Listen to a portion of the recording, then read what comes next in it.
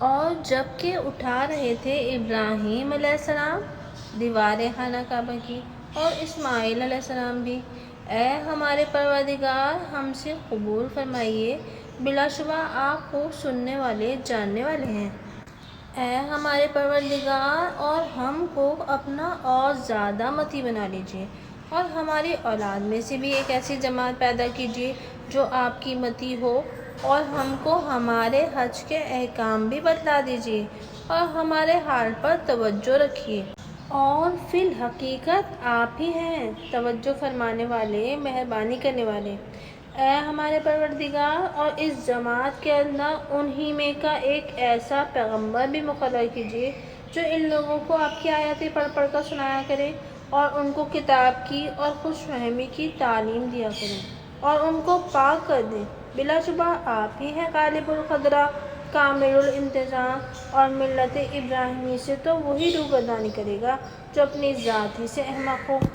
اور ہم نے ان کو دنیا میں منتخب کیا اور وہ آخرت میں بڑے لائق لوگوں میں شمار کیے جاتے ہیں، جبکہ ان سے ان کے پروردگار نے فرمایا کہ تم اطاعت اختیار کرو۔ انہوں نے عرض کیا کہ میں نے اطاعت اختیار کی رب العالمین کی، اور اسی کا حکم کر گئے ہیں۔ ابراہیم علیہ السلام اپنے بیٹوں کو اور یعقوب علیہ السلام بھی،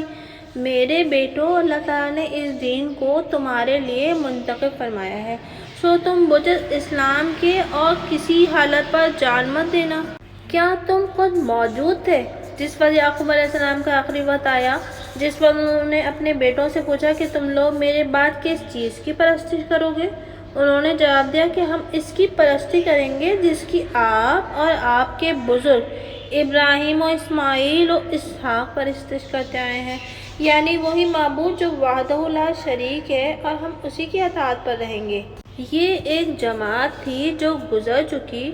ان کے کام ان کا کیا ہوا آئے گا اور تمہارے کام تمہارا کیا ہوا آئے گا، اور تم سے ان کے کیے ہوئے کی پوچھ بھی تو نہ ہوگی۔ اور یہ لوگ کہتے ہیں کہ تم لوگ یہودی ہو جاؤ یا نصرانی ہو جاؤ،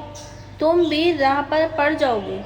آپ کہہ دیجئے کہ ہم تو ملت ابراہیمی پر رہیں گے جس میں کجی کا نام نہیں، اور ابراہیم علیہ السلام مشرک بھی نہ تھے۔ کہہ دو کہ ہم ایمان رکھتے ہیں اللہ پر اور اس پر جو ہمارے پاس بھیجا گیا، اور اس پر بھی حضرت ابراہیم اور حضرت اسماعیل اور حضرت اسحاق اور حضرت یعقوب علیہ السلام اور اولاد یعقوب کی طرح بھیجا گیا،